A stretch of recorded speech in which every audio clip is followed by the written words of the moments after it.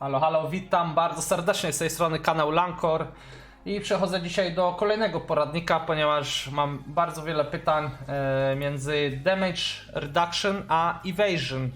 Tak więc, która statystyka jest najlepsza i którą powinno się używać? Generalnie pytanie nie jest łatwe, ponieważ wszystko zależy od tego, na jakim girze operujemy oraz którą klasą gramy.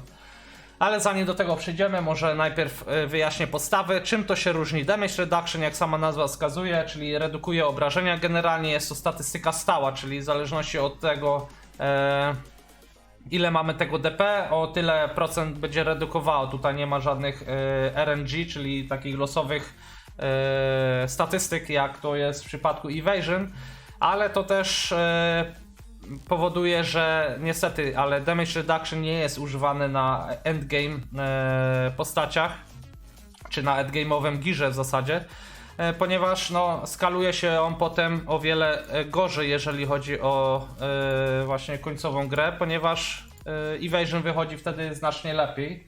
Zerknijmy sobie na taki grafik tutaj.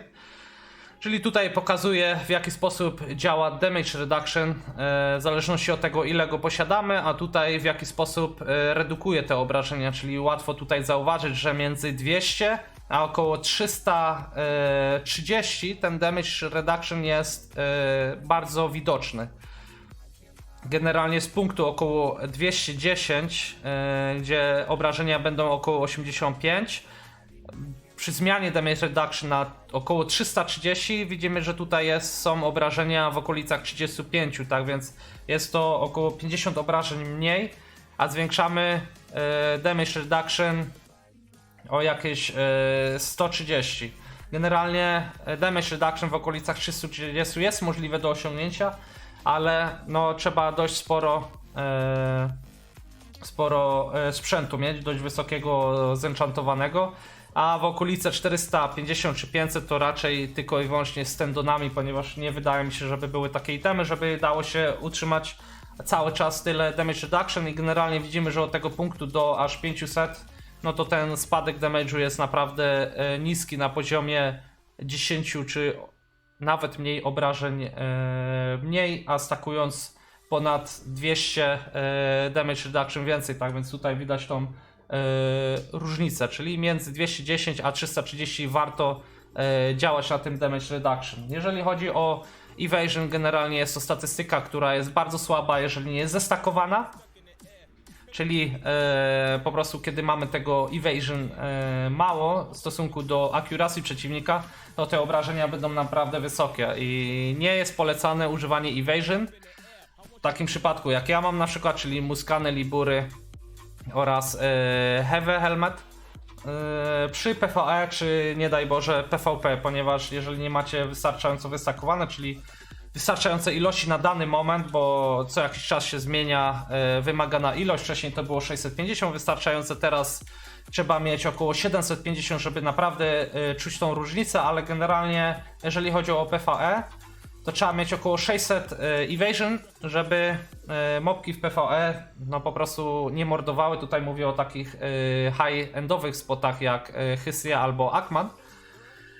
A im więcej tego evasion, wtedy jest zdecydowanie lepiej niż damage reduction, ale tak jak sami już wywnioskowaliście, pewnie evasion jest to raczej high-endowa, końcowa statystyka, a damage reduction przydaje się dla początkujących graczy, bo wtedy będzie to najbardziej widoczne. Jeżeli chodzi o evasion, to znalazłem taką świetną tabelkę, która jest w miarę odzorowana, jeżeli chodzi o trafienia, czyli powiedzmy generalnie minimum takie na PvP jest 350 celności, a załóżmy, że będzie taki przeciwnik atakował mnie, który ma około te 640, powiedzmy, że jesteśmy w tym brackecie, czyli 650 evasion. Jak sami możecie zobaczyć, taka osoba będzie trafiała mnie tylko połową hitów. Generalnie każdy skill ma ileś uderzeń, powiedzmy 10, czyli z 10 uderzeń tylko 5 mniej więcej wejdzie w moją postać, czyli tylko połowę damage'u zadaje. Kiedy tego accuracy już będzie 400, jak możecie zobaczyć, wzrost trafień jest o 13%, czyli 63, no tutaj już generalnie te obrażenia już będą odczuwalne.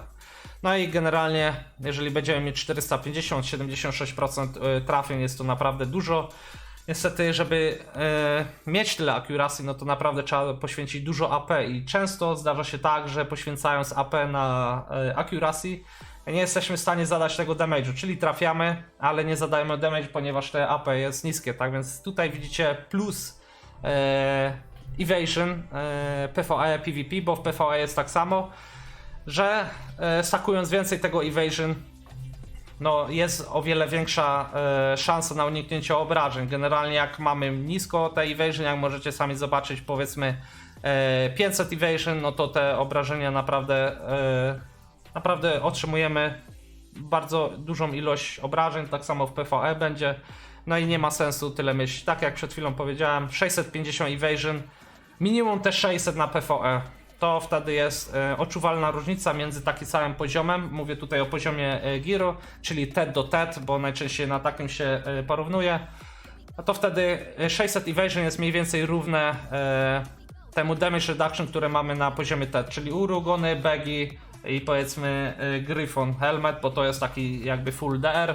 I wtedy właśnie powoli będziemy zaczynać odczuwać różnicę, im więcej będzie tego evasion, która będzie brała górę, jeżeli chodzi o damage reduction. Tak więc jeżeli zaczynacie grę, powinniście zacząć od stakowania damage reduction, ponieważ będziecie mogli wchodzić nieco szybciej na spoty takie jak Akman czy Hystria i nie będziecie mieć takiego problemu, że będziecie ginąć raz na godzinę, ponieważ taki był mój wynik na początku, kiedy miałem muskany na tri. Mój sprzęt generalnie był tria bądź TED, nie miałem takiego sprzętu jak teraz, czyli nie potrafiłem zabić wystarczająco szybko tych mobków, albo mnie secekowały i miałem naprawdę problem. DP na poziomie 300 to było wtedy.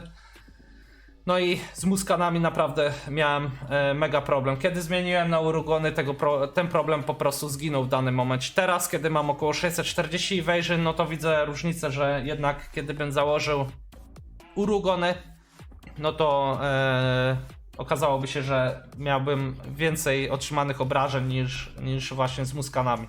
Tak więc mam nadzieję, że w tym skromnym filmiku udało mi się wyjaśnić różnicę pomiędzy tymi dwoma statystykami, one są bardzo ważne, ale generalnie w 2020 na stan sierpień to evasion musi być naprawdę zestakowane na poziomie 800-850, żeby przeżywać więcej, bo generalnie aktualnie jest one shot meta z wyłączeniem pewnych klas